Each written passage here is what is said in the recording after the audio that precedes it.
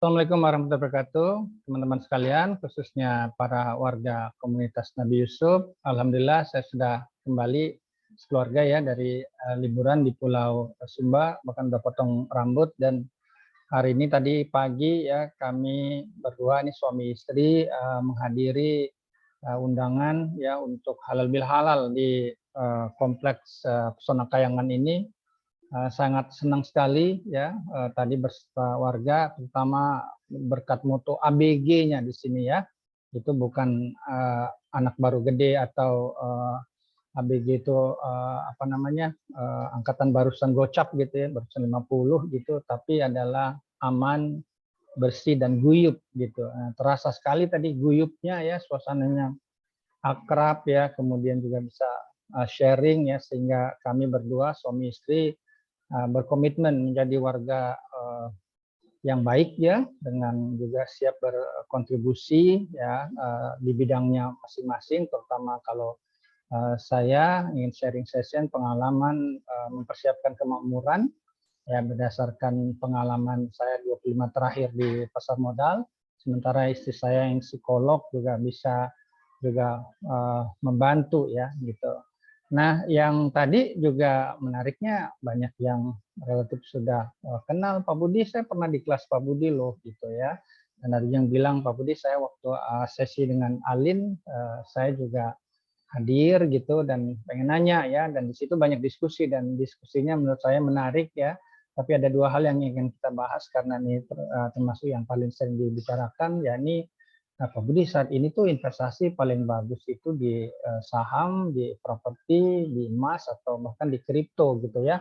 Kemudian ada juga yang menanyakan nih, Pak Budi ini investasi atau trading gitu ya. Baik, saya ingin coba sampaikan sekaligus juga ingin boleh bilang menegaskan nih ya apa yang boleh bilang menjadi fokus saya ya sebagai lurah komunitas Nabi Yusuf, betul-betul penghayatan bahkan kesaksian apakah yang disarankan Nabi Yusuf kepada raja ya, kalau di Al-Quran diabadikan dalam surat 12 ayat 47-48 itu benar gitu, dan itu kan memberikan panduan mempersiapkan masa depan ketika sapi kurus akan makan sapi gemuk gitu, setiap orang pasti akan mengalaminya ya.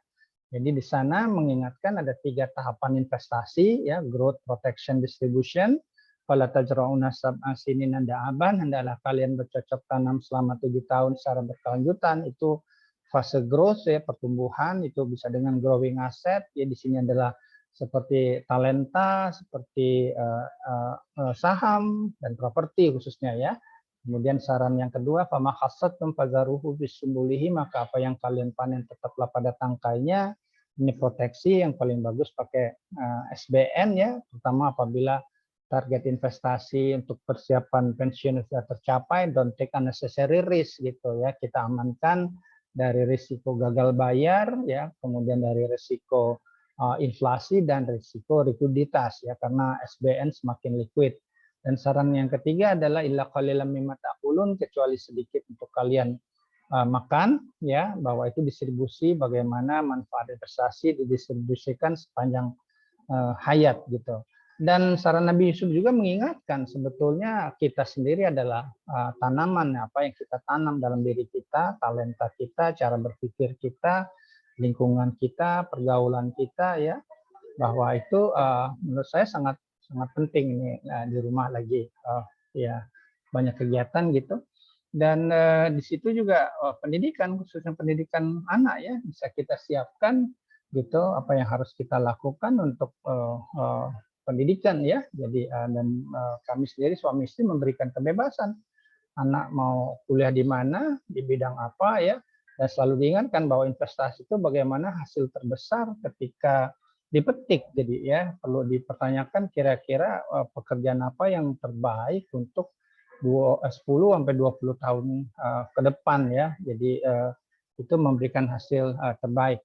Nah, investasi sendiri hakikatnya bukan masalah atau, sebetulnya masalah dan. Tinggal tadi kita atur proporsinya, mana yang ke growth, mana yang proteksi, mana yang distribusi ya. Jadi dan lakukanlah secara berkala dan bertahap gitu. Yang berkala itu maksudnya seperti David Bach, itu adalah installment plan, itu cocok sekali dengan kata da'aban dalam yang saran Nabi Yusuf itu adalah berkelanjutan, lakukanlah terus-menerus ya. Kemudian juga bertahap itu asset allocation bisa digunakan 100 dikurang umur, dan ini juga mengajarkan kita jangan baperan, kita lihat siklus makroekonomi dan kita ukur sebutnya respon market itu seperti apa. Ingat bahwa investor itu adalah partisipan demokrasi yang spontan, bengis, independen, namun pragmatik gitu. Nah, pragmatik ini adalah ketika dia melihat bahwa koreksinya udah terlalu dalam dan lain-lain, mungkin akan balik lagi ya. Demikian terjadi di Indonesia, bahkan di Amerika ketika bond yield-nya sudah naik mendekati ekspektasi inflasi, itu kelihatan turun, dan di Indonesia juga seperti itu ya. Jadi ada baiknya kita menggunakan indikator yang terbaik untuk bisa kita lakukan aset alokasi. Dan terkait dengan trading, saya nggak anti trading ya, gitu. Bahwa saya juga melakukan rebalancing gitu. Namun mengingatkan jangan sampai nanti keasikan trading kita lupa, kita tuh fokusnya itu adalah memiliki aset gitu ya.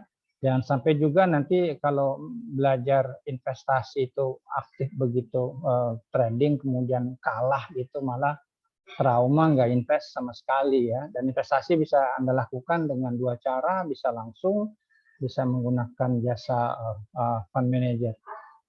Kami berharap nih di lingkungan ini juga nanti ada sesi baik bagi remaja maupun tadi ada ibu-ibu yang minta Pak Budi bikin sesi yang benar-benar pemula ya, ya tentunya ya kita bisa siapkan, dan juga dengan pandemi yang mulai katakanlah dapat terkendali ini kita bisa lakukan secara tatap muka. Nah, demikian teman-teman, semoga penjelasan ini bermanfaat. Assalamualaikum warahmatullahi wabarakatuh.